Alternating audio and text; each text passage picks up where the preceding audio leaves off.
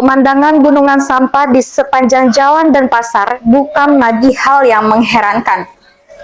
Berhadapan dengan bau busuk dari sampah, kini sudah menjadi rutinitas baru bagi warga Tangerang Selatan.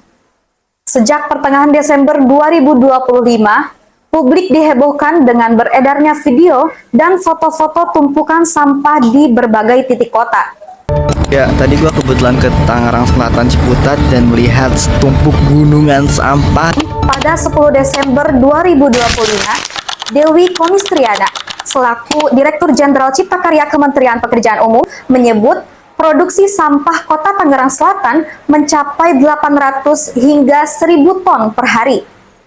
Jumlah besar tersebut melebihi kapasitas TPA Cipecang yang hanya mampu menampung sekitar 400 ton per hari, yang berarti ada sampah berlebih sekitar 600 ton yang datang setiap harinya. Menurut Kompas, TPA Cipecang merupakan tempat pemrosesan akhir untuk sampah dari seluruh Tangsel yang telah dibangun sejak tahun 2012. Berdasarkan laporan IDN Times, TPA Cipecang telah disegel oleh Kementerian Lingkungan Hidup dan Kehutanan sejak awal Oktober 2025. Penyegelan tersebut dilakukan karena praktik open dumping atau pembuangan terbuka masih terjadi. Open dumping menurut Watch for Change adalah metode yang paling sederhana dan paling berbahaya karena sampah hanya ditumpuk di tanah terbuka tanpa pengolahan atau sistem tertutup seperti pagar yang memadai. Hal tersebut menyebabkan pencemaran udara, tanah, dan juga air, serta dapat menjadi sarang penyakit bagi warga sekitar. Peraturan Menteri PUPR Nomor 3 /PRT/M/2013 tahun 2013 menyebut bahwa TPA dilarang berada di kawasan lindung atau bantaran sungai dan harus berjarak minimal 1 km dari pemukiman. Faktanya, TPA Cipecang tepat berada di dekat Sungai Cisadane dan hanya berjarak kurang 50 meter dari rumah warga. Institut secara langsung pun mendatangi beberapa warga yang rumahnya terkena dampak akibat volume sampah dengan jarak kurang dari 50 meter tersebut. Penutupan TPA Cipecang menyebabkan penumpukan sampah di berbagai titik, termasuk di depan Pasar Cimanggis dan Ciputat.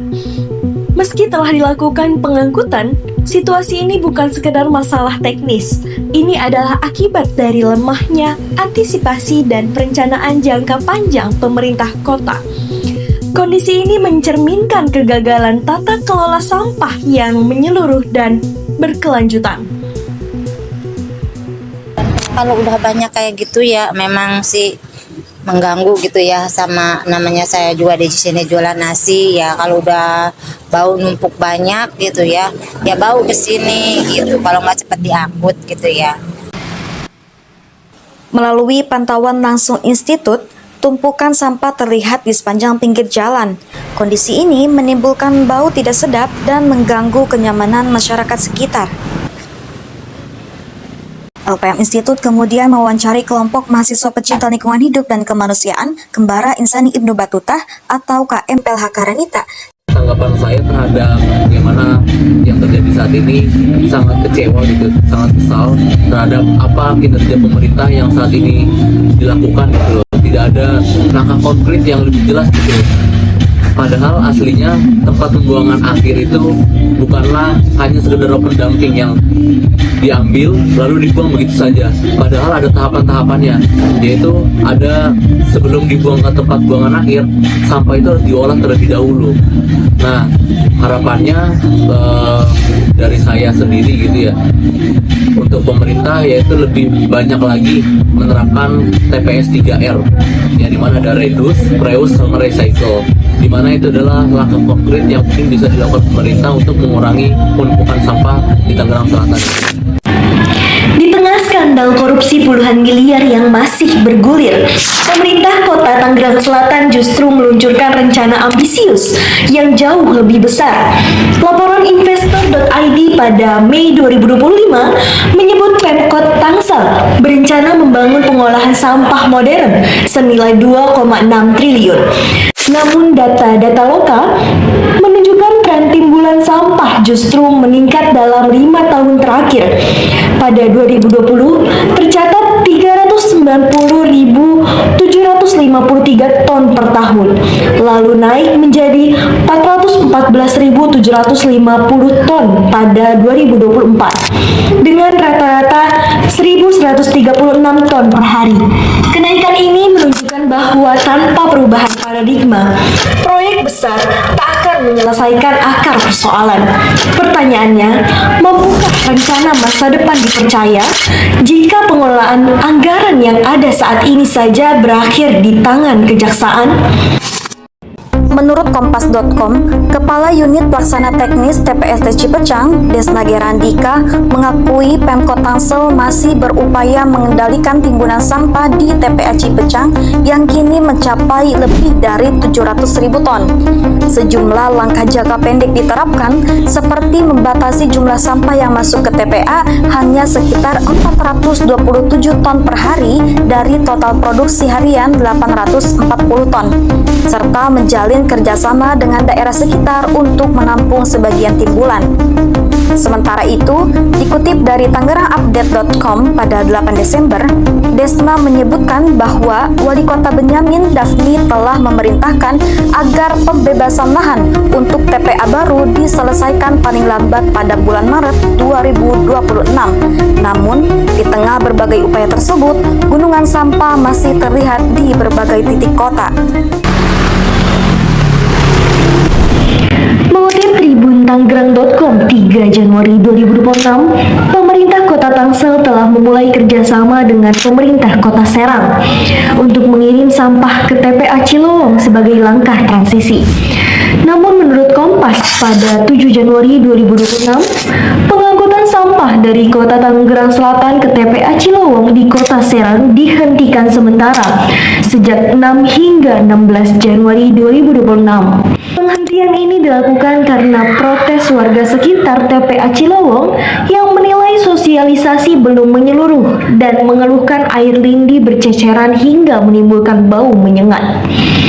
Masih menurut Kompas, kesepakatan awal antar pemerintah daerah sebenarnya mencakup pengiriman 500 ton per hari, tetapi dihentikan untuk evaluasi. Selama penghentian itu, Pemkot Tangsel mengalihkan 200 ton sampah per hari ke fasilitas pihak ketiga di Cilengsi, Kabupaten Bogor. Kepala Dinas Kominfo Tangsel menegaskan bahwa langkah ini bersifat darurat agar sampah tidak menumpuk di pemukiman. Serangkaian pengalihan ini menunjukkan bahwa pemerintah masih sibuk memindahkan sampah, bukan menyelesaikan akar persoalannya. Langkah darurat membuang sampah hingga ke Bogor ini bukan hanya menunjukkan ketidaksiapan sistem, tapi juga pemborosan anggaran daerah yang seharusnya bisa dihemat jika pengolahan di dalam kota berjalan maksimal. Selain itu, di balik deretan kebijakan sementara, ada warga yang menanggung dampaknya secara langsung. Keluhan warga yang ditemui LPM Institute seperti Agus menjadi cermin bahwa solusi teknis pemerintah belum menyentuh masalah kemanusiaan paling mendasar, yaitu hak atas lingkungan yang sehat. Kalau kita minta dikerukin aja kan itu, kalau nggak dikerukin kan air lindi itu kan ke tempat kita atau ke tempat kita. Kadang-kadang kita nelfonin operator aja pada nggak direspon. Terdapat masalah yang terjadi akibat sampah, sehingga menimbulkan keluhan. Menurutnya tidak adanya pagar yang membatasi antara wilayah masyarakat dan lokasi TPA Cipecang menjadi kekhawatiran bagi warga, khususnya Agus yang harus terjaga karena takut terjadi longsor sampah yang dapat menimpa rumahnya. Jadi kalau hujan malam saya nggak bisa tutup, takut sampah apa dari belakang itu longsor. Selain itu, keluhan air yang tercemar menyebabkan penyakit kulit seperti gatal-gatal. Oleh karena itu, Agus dan warga sekitar TPA Cipecang lainnya perlu membeli air untuk mandi, minum, dan masak sekitar 5 galon per harinya. Selain Agus, Ibu Husdiah mengaku terdapat bantuan yang diberikan oleh pemerintah, yaitu uang tunai sebesar Rp200.000. Akan tetapi, ia merasa bantuan itu tidak masuk akal dan tidak menutup pengeluaran untuk membeli air bersih. Selain itu, Wacana awal pemerintah saat ingin menjadikan tempat tersebut sebagai TPA yang dapat mengelola sampah sendiri menjadi barang berguna tidak sesuai dengan realita yang terjadi. Pemkot Tangsel sempat menetapkan status tanggap darurat sampah mulai tanggal 23 Desember 2025 hingga 5 Januari 2026. Namun, setelah status itu berakhir, Berita Satu melaporkan tumpukan sampah masih terlihat di beberapa titik, salah satunya di Pasar Jombang, Ciputat. Status tanggap darurat mungkin telah berakhir, namun gunungan sampah di Pasar Jombang menjadi saksi bahwa api masalah belum padam.